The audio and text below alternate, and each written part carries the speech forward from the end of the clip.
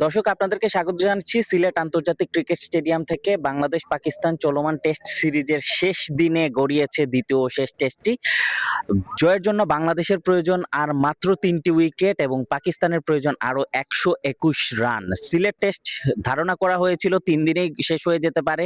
তারপর আজ সকাল পর্যন্ত যখন গড়িয়েছিল, ধারণা করা হচ্ছিল তৃতীয় সেশনেই বাংলাদেশ জয় তুলে নিতে পারবে। হ্যাঁ, বাংলাদেশের সামনে জয় অপেক্ষা করছে, সময়ের অপেক্ষা মাত্র।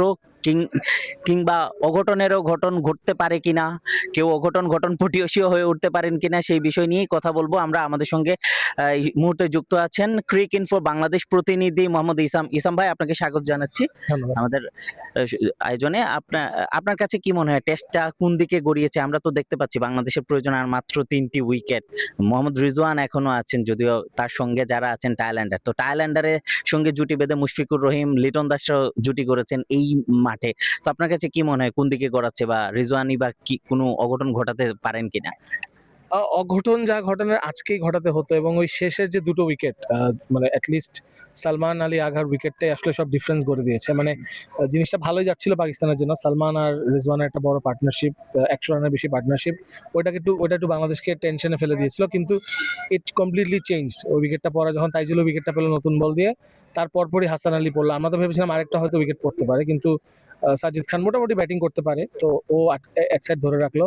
তো এটা আসলে কালকে লম্বা সময় ধরে ডিফিকাল্ট হবে। পাকিস্তানের বৃষ্টি লাগবে, পাকিস্তানের একটা মিরাকল লাগবে। মিরাকলটা এখন রিজওয়ানের পক্ষ থেকে আসবে কিনা আমি ঠিক জানি না, কারণ রিজওয়ান কিন্তু শেষের দিকে আপনি হয়তো খেয়াল করেছেন, আমরা আলাপ করছিলাম প্রেস বক্সে, যে রিজওয়ান বারে বারে স্ট্রাইক দিয়ে দিচ্ছিল টেইলেন্ডারকে।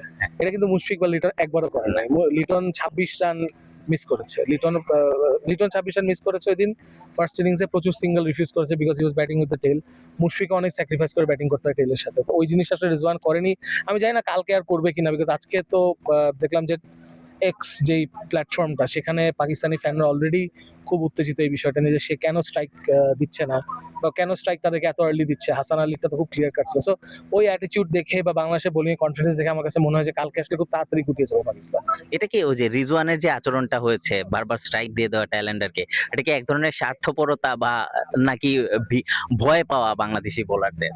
আমি আসলে এখনই এটাকে স্বার্থপরতা বলতে চাই না। এমনও হতে পারে যে ইনস্ট্রাকশন ছিল যে টেইলেন্ডাররা ওকে সেভ করবে। এটা হয় অনেক সময়, ওর একটা নাইট ওয়াচম্যান টাইপ একটা একটা কনসেপ্ট আছে তো ক্রিকেটে। কিন্তু দেখে মনে হয় নাই যে হাসান আলী এসেছিল ওকে প্রোটেক্ট করতে। হাসান আলী যখন নাহিদ রানা পুরো ওভারটা খেললো, হি ওয়াজ ভেরি নার্ভাস। আমি আপনাকে তখনই বলছিলাম যে সরে যাচ্ছিল লাইন থেকে। আর তাইজুলকে খেলা তো খুব মুশকিল, কারণ তাইজুল তো দুই দিকে বলটা ঘুরাচ্ছিল তখনই। দারুণ একটা উইকেট নিয়েছে। আমার কাছে মনে হয় না যে, আমি বলবো না স্বার্থপরতা, বাট আমি বলবো যে খুব পুয়ার ক্রিকেটিং জাজমেন্ট ওই জায়গাটাতে। কারণ আপনি টেস্ট ম্যাচ কি করতে চাচ্ছেন? বাঁচাতে চাচ্ছেন, বাট ইজ এতটা শো করবেন যে আমি আমার দেশটাকে বাঁচাতে চাই এখানে। তো ওই জায়গাটা আসলে খুব মানে পুয়ার লেগেছে। কিন্তু এখানে বাংলাদেশের খুব বড় একটা অ্যাডভান্টেজ ছিল যে সবাই খুব অ্যাকুরেট বোলিং করছিল শেষের দিকে। সারাদিন ব্যাপী যে বোলিং করেছে, আই থিঙ্ক শেষের দিকে খুব খুব ভালো একটা বোলিং এর পারফরমেন্স দিয়েছে। আমরা প্রেস বক্সে বসে আলোচনা করছিলাম লিটন এবং শান্ত যেভাবে রিজওয়ানকে স্লেজিং করছিলেন, ইনফ্যাক্ট লিটন যেভাবে উর্দুতে স্লেজিং করছিলেন, এটা আসলে টেস্ট ক্রিকেটে, বা এটা নিয়ে প্রশ্ন করা হয়েছিল শন টেটকে, তিনিও যে উত্তরটা দিয়েছেন, আশা করি আপনি সেটা ভালো করে বুঝিয়ে বলবেন, বা আপনি কেমন দেখেছেন এই স্লেজিংটা? কি বাংলাদেশের টেস্ট ক্রিকেটের যে মানসিকতার পরিবর্তন কিনা, বা রমিজ রাজাও বলেছেন বাংলাদেশ এবার চ্যাম্পিয়নের মতো খেলেছে, বা এই বিষয়টাকে কিভাবে মূল্যায়ন করবেন? না, না, আই লাভ স্লেজিং। মানে খেলার মাঠে তো একটু তো আপনার মানে মশলা না থাকলে তো জমে না। তো এটাই আমাদেরকে শন টেট, বাংলাদেশের যে ফাস্ট বোলিং কোচ, সেই বললো যে আমি অজি, আমার তো এগুলো খুব মজাই লাগে। এরকম একটু একটু হবে, একটু কথাবার্তা হবে মাঠে, একটু স্পাইস হবে, তাছাড়া তো জমবে না। আমি পুরোটা শুনছিলাম, হেডফোন লাগিয়ে শুনছিলাম, কারণ প্রেস বক্সে তো একটু আওয়াজ থাকে। তো আমি চিন্তা করলাম যে এটা একটু শুনি, কারণ আমি দেখলাম যে হঠাৎ করে রিজওয়ান আর লিটনের একটা আর্গুমেন্ট চলছে। তো যেহেতু মাঠে দর্শক খুব কম, অনেক সময় কমেন্ট্রির পিছনে আপনি কিন্তু শুনতে পাবেন, এবং দুজন খুব লাউডলি বলছিল। একবার তো কন্টিনিউয়াসলি শান্ত বলে গেল যে ওর 50% ফাইন হবে ওভার অ্যাক্টিং এর জন্য।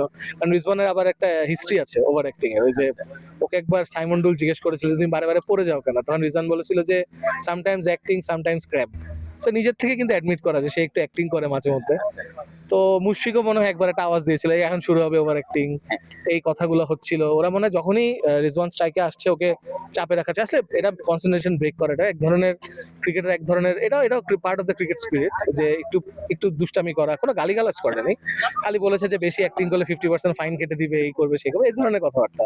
এবং দুজনের উর্দু আসলে খুব একটা ভালো না, মানে যতটুকু মেসেজ পাস করা যায় ততটুকু চেষ্টা করেছে।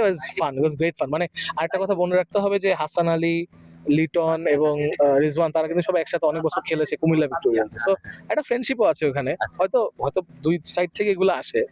এগুলো আম্পায়ারকে জড়ানো মানেই হচ্ছে যে হয়তো বিরক্ত হয়ে যাচ্ছে। রেজওয়ান বারে বারে আম্পায়ারের কাছে দৌড়িয়ে যাচ্ছিল। So maybe it got under his skin, হইতে পারে। আচ্ছা, আরেকটা জিনিস যেটা মনে হয়, টেস্ট তো বাংলাদেশের মাত্র প্রয়োজন ৩টি উইকেট, এটা সকালেই গড়িয়ে যেতে পারে কিনা সেটা আপনি একবার বলেছেন, যদিও আরেকবার বলতেন। আর আরেকটা জিনিস হচ্ছে, বাংলাদেশের কিন্তু এরকম একটা হিস্ট্রি আছে মুলতানে, সেটা ২৩-২৪ বছর আগের কথা, ২ যুগ আগের কথা। এখানে কি আরেকটা মুলতান এড়িয়ে যাওয়ার সম্ভাবনা আছে কিনা? না, না, মুলতানে ইনজামামুল হক ছিল।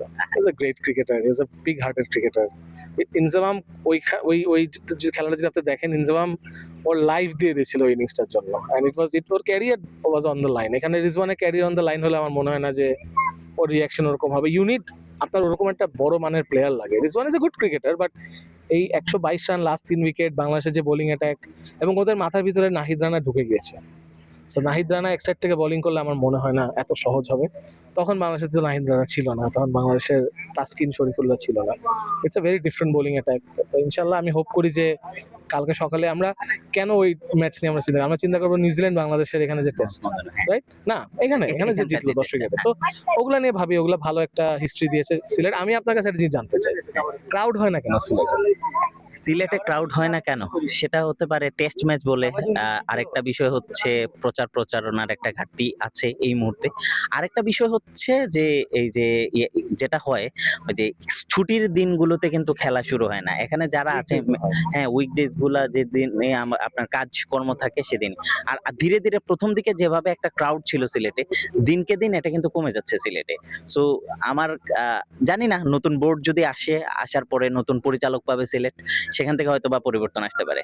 সো আপনার কাছে কি আপনি তো বলেছেন, আরেকবার যদি এক কথায় বলে ফেলেন, বাংলাদেশের রেজাল্টটা বা এই টেস্টের রেজাল্টটা কোন দিকে যাচ্ছে? এক না, কথায়। যদি বৃষ্টি না হয় কালকে বাংলাদেশ জিতবে টেস্ট ম্যাচ। ধন্যবাদ ইসাম আপনাকে।